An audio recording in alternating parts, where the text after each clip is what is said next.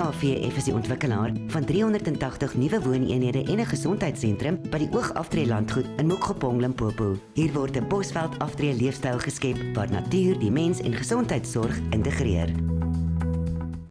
En ek het gereken om vanoggend so vinnig Johannesburg se ekonomiese statistieke en natuurlik sy finansies te bespreek. En natuurlik omdat ons gas vanoggend Helen Zille is en die uitdagings wat sy sekerlik op 'n of ander manier sou moet aanspreek. Nou Johannesburg is natuurlik die grootste metro, dis seker die belangrikste ekonomiese hub in Suid-Afrika. Dis deel van Gauteng wat die belangrikste provinsie is in Suid-Afrika en die totale begroting van Johannesburg, die wil so vat aan 100 miljard rand. So dis baie gedra, so wat 15% van die Suid-Afrika se ekonomie kom net uit Johannesburg uit. Johannesburg het 'n klompie uitdagings, spesifieke uitdagings. Hulle sukkel om hulle belastings en hulle inkomste te kry en natuurlik, soos ons almal weet, is die infrastruktuur besig om absoluut in duie te stort in Johannesburg. Die plek is vuil, die plek lyk regtig waar siek en dit is die plek moet aandag aan gegee word. Vir die ekonomiese belangrikste plek in Suid-Afrika word Johannesburg baie swak bestuur. Een van die groot probleme van Johannesburg natuurlik is reeds die Johannesburgse finansies.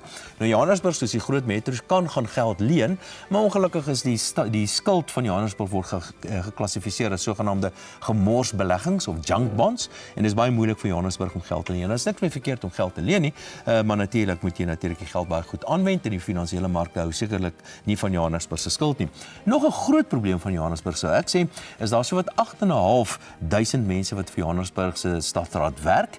Hierdie 8.500 mense vat so wat 30% van die totale staatsbesteding of die totale besteding van Johannesburg word gespandeer op die werkmag in Johannesburg. Dit is baie meer as wat die norm veronderstel is om te wees. Dit behoort tussen 20 en 25% te wees. Dan 'n paar spesifieke syfers wat ek hierso het, is dat die munisipale bestuurder word so 3,5 miljoen rand per jaar betaal, so 'n bietjie meer miskien, en dan indien Helen Zille wel die volgende burgemeester van Johannesburg gaan sy so 1,7 miljoen rand of so gaan kry. Maar ek kan vir julle sê, wie ook al die volgende burgemeester in Johannesburg gaan wees, het 'n baie moeilike taak wat voor lê. Daar die inkomste moet aandag aan gegee word, die infrastruktuur moet aandag aan gegee word en baie belangrik, jy moet aan sekere uitgawes wat nie baie goed bestuur word nie, natuurlik ook baie aandag aan gee.